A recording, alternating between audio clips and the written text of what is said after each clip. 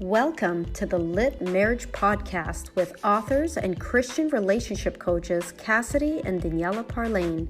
On this podcast, you will discover how to transform your marriage from autopilot mode to keeping the flame of purpose, passion, and romance lit in the marriage that God designed for you to have. Learn to love intentionally together. Are you ready to keep it lit? Here we go.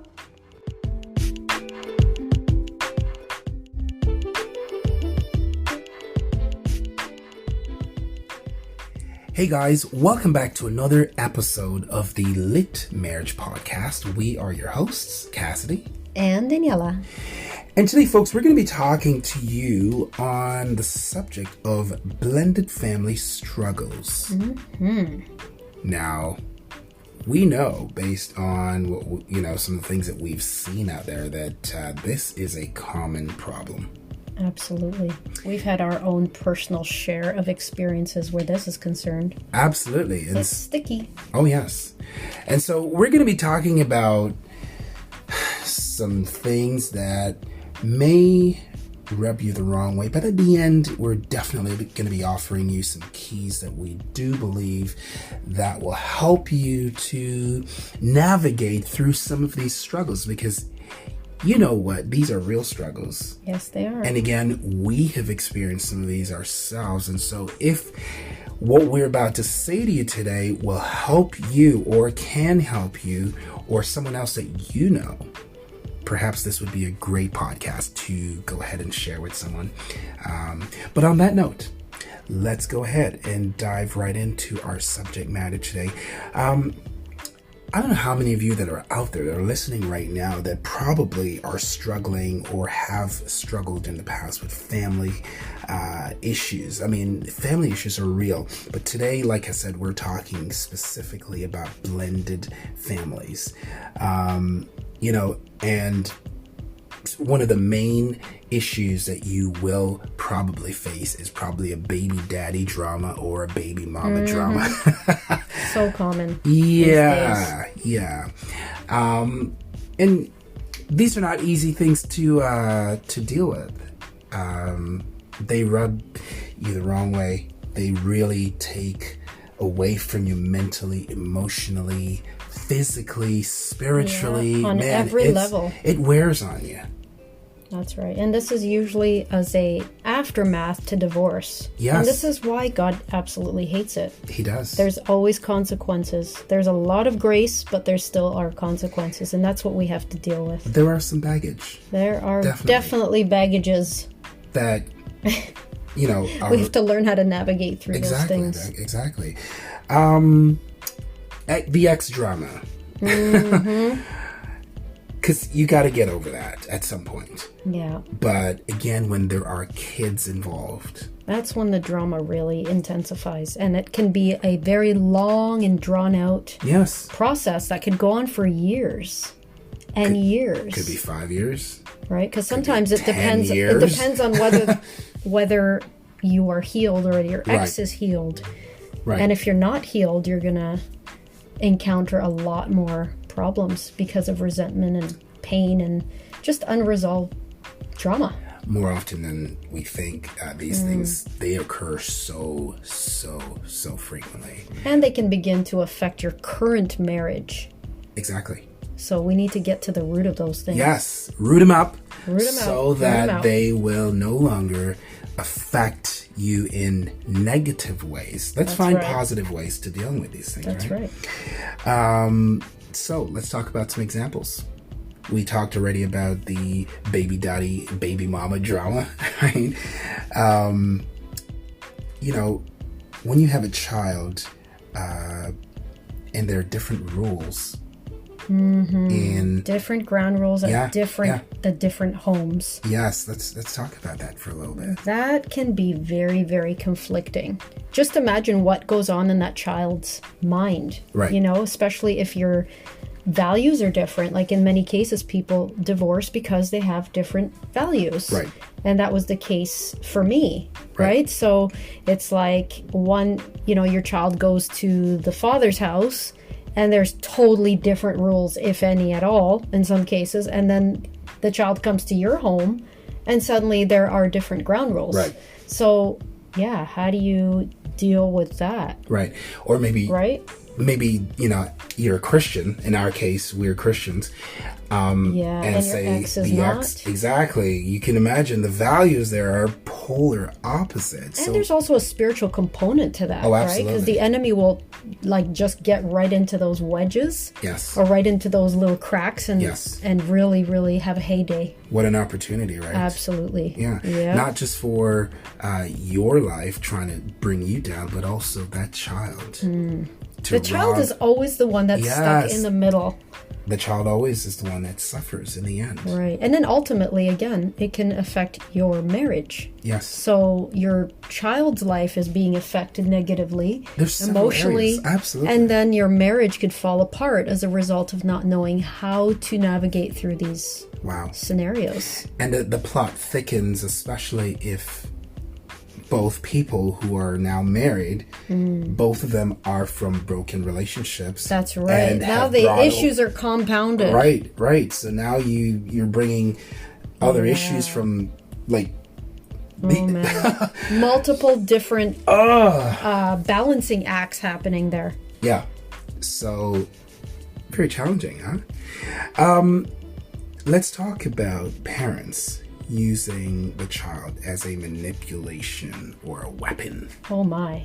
We all know someone at least who's been through something like that. I'm sure many of our listeners have as well. Wow. There's nothing worse than using a child to get back at someone else. But somehow when we think with our emotions, we justify those kinds of behaviors. And this is why we need to be on guard. Wow. And, if there's unresolved issues, you haven't healed, you could be the one doing that. Wow. And your ex could be doing it. So. Wow. The thing is, though, when you think about what the consequences of that could be, you're using another human being to get at another human being. And it's not just any other human being. That's the other parent of that child. Exactly.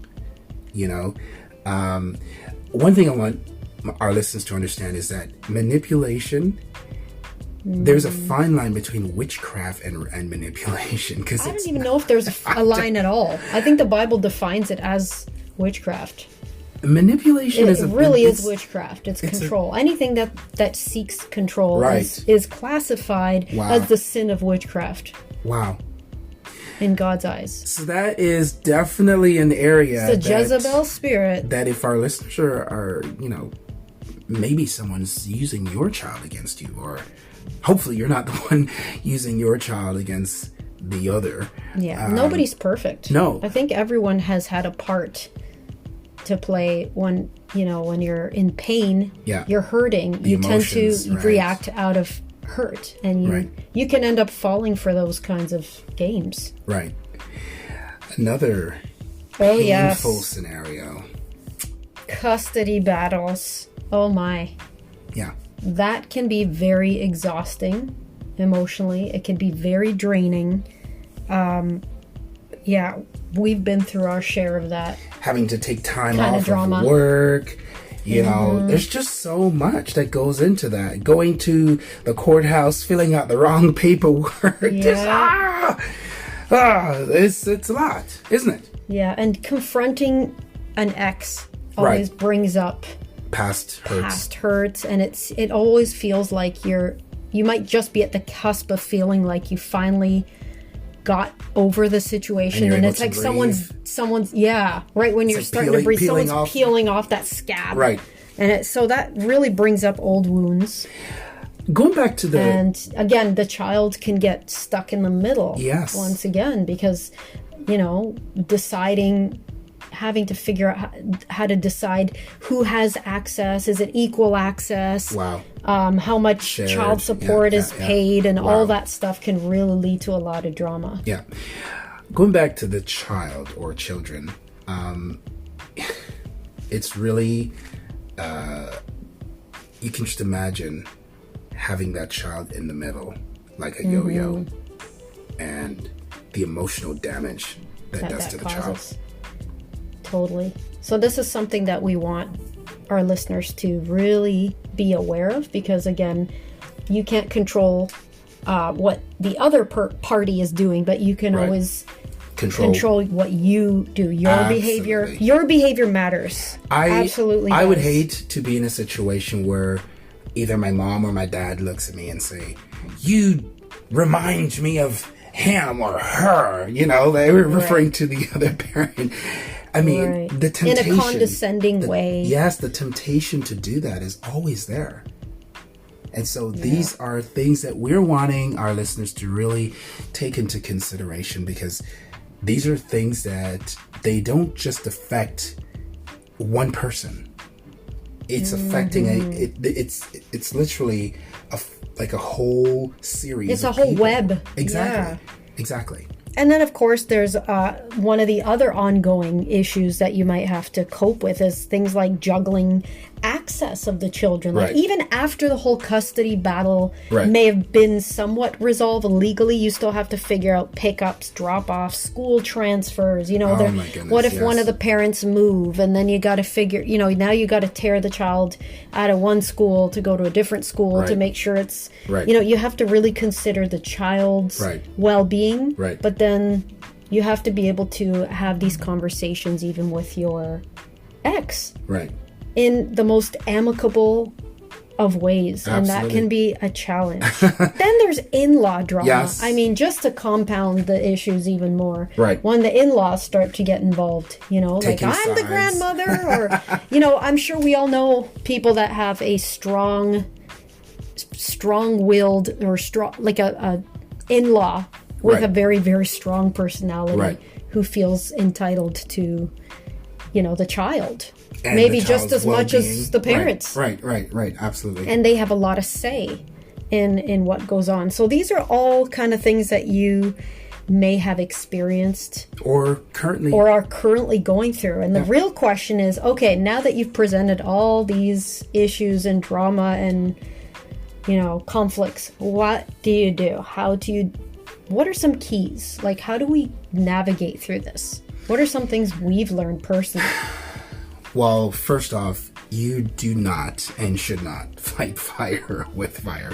Yeah, that's something we learned early on with my son, because I have a child out of a different marriage, and we had to really learn how to navigate through that early on. And he's now a teenager. He's an adult, actually. We learned quickly, didn't we?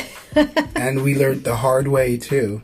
I mean, it could have been harder, but honestly, like, had we continued, because it started that way, fighting fire with fire, and then we realized, that is not the right strategy. No, and it's absolutely a terrible example of your testimony. It really blemishes your testimony as a Christian. Absolutely. And that's where I think the standard for us believers is much higher. We're not on the same kind of level playing field with someone who, for instance, is not a believer, which was our specific scenario. I mean, there's scenarios where both parents are believers, and they still have these same issues, right? Because we're all human and we all screw up. Not everybody is on the same spiritual level, so we can't always expect the same kind of behavior. But we do encourage that, you know, if you are going through these types of scenarios that we've talked about, to really take into consideration your faith and really allow the fruit of the Spirit to shine forth, because you could, in doing so, affect the heart of that ex-spouse. You know, it is very, very likely that both of your hearts are still hardened. It is very likely. If anything's going to mature you, it's dealing with these kinds of issues. Absolutely. And you really walking by the Spirit is so important. And just to keep in mind, like, that most of what you're fighting is a spiritual battle. I mean, it is a physical thing that's like being demonstrated or manifesting. But these are spiritual battles. You got to understand that you cannot fight a spiritual battle by physical means. Right. So how do you fight it?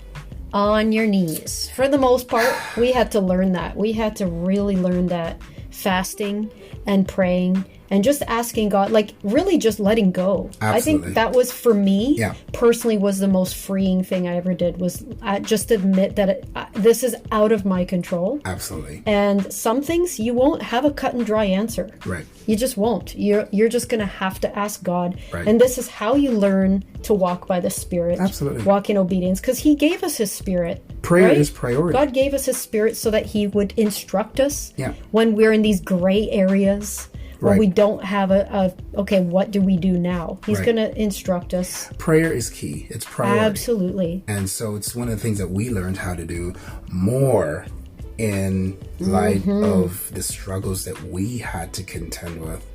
And praying together with your spouse. Yes. Not only is that going to safeguard your marriage, it's going to help you both be a team. Absolutely. Absolutely. Here's a big one. Avoid tearing down your ex in front of your child or children. Oh, yes. Very, very common one right there. Doing that, you are creating such a ripple effect that's going to last for a very, very long time. And a lot of damage. Yes. In your child. Yes. So we've seen situation where the parent or each parent that should be the adult in the situation, they're tearing down the other and literally teaching that child or those children to resent the other. Parent. And can you imagine when this is going back and forth? So the child comes to your home, you're teaching the child how to resent their father, and then the father vice versa. Yeah. Right? And so toxic. That is totally. So toxic. Absolutely. Not to mention, again, we always like to, we're radical people. We like to go to the root. And we have to, I can't ignore the fact that words have spiritual weight to them. Consequences, absolutely. So what you speak over your children or even about, when you use slander and gossip, think about that. We're not walking in obedience, and that opens spiritual doors. Right. And again, that can all fall back on your children. Right. It also falls back on your marriage. Wow. So I think this is one of the principles that's often overlooked in our culture, because we take words so, we don't take words seriously in our culture. Wow. There used to be a time where your word was your bond. Right. Remember? I don't know. We can't even say we remember, because this was like back in the biblical days.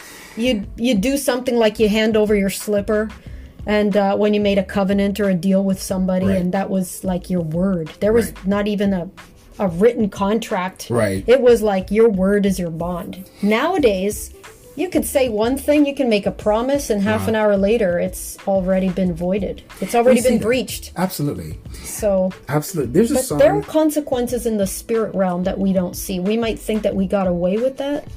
Absolutely not. There's a song growing up that says, watch your eyes, what they see, watch your mouth, what they say. Yes. I remember that song growing up as a child, right? And so just sort of like supporting what you're saying about watching our words, the things that we speak to our children and even about others, right?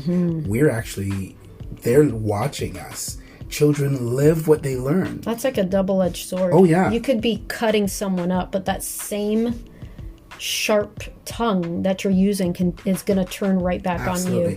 And the spirit of offense is very contagious too. Because what happens is, that child did not receive an offense from the parent, the other parent, but now you're creating an offense just by your offense, if you understand what I'm saying too. Yeah, it snowballs. You're planting a seed of offense there that may have not been there. And so, the conflict that this child has to deal with is overwhelming and can be, right? It can affect that child for years and years to come. Here's a big one. Don't attempt to buy your child's or children's affection. And I see this all the time. Oh my. Because what you're really doing is you're creating a generation or a household that it's a gimme sort of this entitlement kind of mentality. I mean, we see this all the time. And you know what? Children are not stupid. They can see right through you. Right. They can see right through the act. You could try to temporarily buy someone's affection or their favor, but they're going to see right through whether that was genuine affection or not. Right. Over time, they're going to see, and this is why it's important to be consistent and with I think everything. This is going to, in some ways, turn around and bite you right back in the butt. Oh, it will. Because that same child that you've been teaching that their affections can be bought, how much can you spend to continuously buy that the thing. affection? If you're not consistent with that, they're gonna equate affection with money, things. Right? And when that stops, they're gonna think, oh, well, then the affection just ran out. Right. The love ran out. So it's so important to distinguish between the two, that those things are not. You do things out of love. Right. You give out of love, but the thing itself is not it's not attached. That's right. It's not an actual confirmation it's not the tangible evidence of love. Because not only are they looking, will they continuously be looking at the parent for that type of love or that kind of definition of what they think love is, but then they'll go outside once they grow up. That will damage them and their view of what love is as well. We have seen this over and over again, where the child grows up and now he or she is of age to make decisions on their own, and now they're thinking, you know, you've bought my love all this time and now you can't afford to buy my love anymore. And they go out looking for love in all the wrong places. They go looking for sugar mama or sugar daddy. We've seen it, right? And so these are things that we're saying, you know, they can be avoided. Here's a big one. We talked about this before, but be consistent with your values, but always be seasoned. Let it be seasoned with grace. Your home should be a safe place for your children. Oh, yes. Absolutely. Right? For us, in our experience, our son, he would leave and go to his father, but he would always come back to us if he had something that concerned him, something that was confidential. Because we made sure to create an environment where it's safe. We're always there for him. We make sure that you voice. It is so important that you voice to your children how much you love them. And even though, you don't have to change your home rules just to, maybe, I have to change my rules because there's no rules in the other place, and now he's not going to want to be here, or he's not going to think I love him as much. Right. No, you don't have to change your values. Right. That's one thing we had to really stress in our situation, was that no, these values are going to stay there. We have certain rules for a reason. Right. But we're not militant. Right. When it comes to that, we had to make sure that it was a balanced kind of thing. It was balanced with grace and love. Right. And we always make sure that we would be a place where you can have this open dialogue, open and it's safe communication. It's not like you can't do this and that's it. There's not a period. You always leave a comma. Right. And make sure that there's a dialogue. Absolutely. So that child feels safe and they know that your love is unconditional. That's the important thing. Absolutely. They must know, no matter what they do, because you know what? There's going to come a time where they're going to act out of rebellion. Wow. We've experienced that. Yeah. Rebellion and anger and frustration. And you have to put yourself in their shoes. Yeah. Think about what they're going through. They're getting torn. Yeah. Right? Between these two different homes. Yeah. And there's a lot going on emotionally. So even if you're going to have these things a certain way in your home, you can't be a militant about it. Wow. You have to really, this is where discernment is key. Absolutely. Grace must reign, and the child must know that your love's unconditional. You're not just going to stop loving them because they broke a rule. Right. For instance. Absolutely. Just a sort of a quick note on that. Imagine the child is at a place where he or she is being served candy, and then they come over to your home and there's vegetables, right? And what looks more favorable? Exactly. They're going to choose the candy, you know, and that's tearing even as a parent as well, because you feel heartbroken that your child would choose the candy over the fruits and veggies that are good. But see, again, this is why consistency is so important. And the candy at some point is going to bring destruction. Right. It's going to bring cavities and all sorts of disease and sickness and infection, whereas the fruits and veggies won't. So it's a perfect analogy. You're there to nurture your child. You're there to be their parent, not their friend. Absolutely. Not primarily their friend. It's not to say you can't, level with them. You need to, find that kind of a place where you can get down on their level and listen, hear them out, but don't feel pressured to have to become their friend in order to gain, don't compromise your values in order to try to gain their affection, because you know what? Children are way smarter than what you think they are. These days especially. And they know how to recognize and they can play the manipulation game. Oh, even better. Even better. Yes, they learn from you. They learn from your mistakes. There you go. There you go. Moving on to our next I'd say this is like a biggie, okay?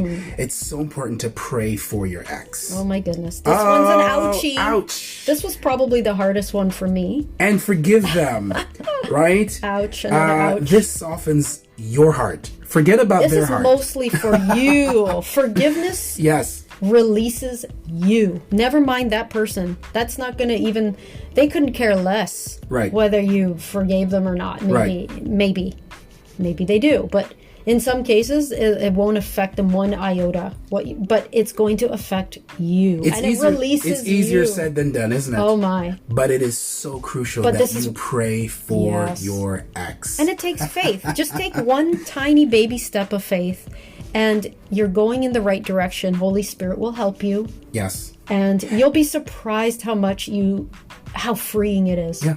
It's so freeing. There's growth when you pray for somebody who has hurt you. Somebody who's hurt you, and then you have the courage to pray. It's biblical, by the way. It is. To pray for those that hurt you, and pray for them that do harmful and hurtful things towards you. It could really turn a mucky situation around. What a counterintuitive thing to do.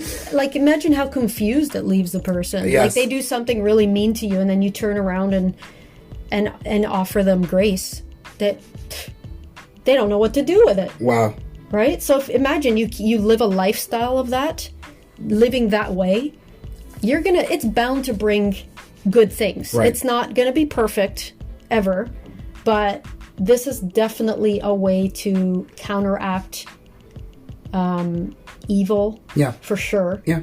It's going to bring God's blessings over your marriage, over your child's life. And it's going to put the devil to shame. Absolutely. Because what it really will do is cause you to be in total dependency of God. So you're not depending on your own strength anymore to do this thing. It shuts the door right in the devil's face because now he has no legal access to some areas in your life where he could have stepped right in and said, oh, look at that. There's an unforgiveness door wide open. And he just steps right in, and a root of bitterness grows, and it just goes on and on. It becomes a big entangled web of drama and craziness that you don't want. So in the long run, it might be hard to take the first step of faith because it sounds inconceivable. Like, what? I have to pray for my ex? Have you gone mad?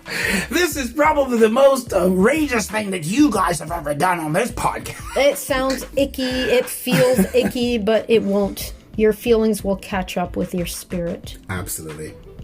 If you just walk in obedience. The last thing we want to encourage you to do today is to be on the same page with your spouse about values. We talked about that, house rules, discipline of children, etc. Oh my goodness, that was huge favoritism. No favoritism between children. So, for example, if you're remarried and your present spouse they've they've had their own children. And then you have yours, and now they're living under the same roof. Yes. Oh my goodness. No favoritism. There needs to be, this is where the conversation has to happen with your spouse. Yeah. Talk about these things. Talk about, what are our ground rules? Right. What are what do we do for discipline? And please make sure that this is even across the board for all the children. So you never have one child feeling like they have special privileges, right, or they are less than the other child, or they have different rules. And right, again, it's going to cause the same amount of damage as the other scenario where the child is in one household and there's rules, and then they come to your household, right, and they're like scolded, and it feels that's already bad enough, right, to have that. But to have them living in this scenario where you're having two different sets of children under one roof, but they're biologically from different, parents, it is so important that those rules, values, always the same for all of them. Absolutely.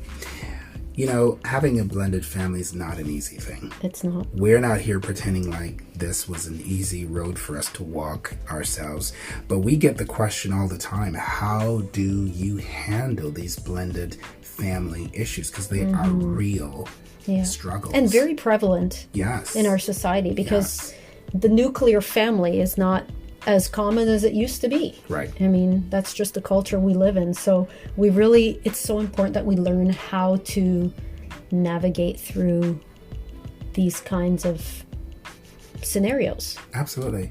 And it takes the grace of God. Absolutely. We cannot lean on our own understanding. Not at all. Not even for a second. In all your ways, the Bible says, acknowledge him and he will direct your path. On that note, we want to say thank you for tuning in today. We're so honored that you took the time out of your busy schedule to do that. If you know somebody who would benefit from this podcast, would you go ahead right now, hit the share button. Share this with a friend, a family, coworker, whatever, and spread the word about what God is doing in your life with this podcast. We're so excited and delighted that you decided to listen to us today. Until next time, we want to encourage you to keep it lit. God bless you.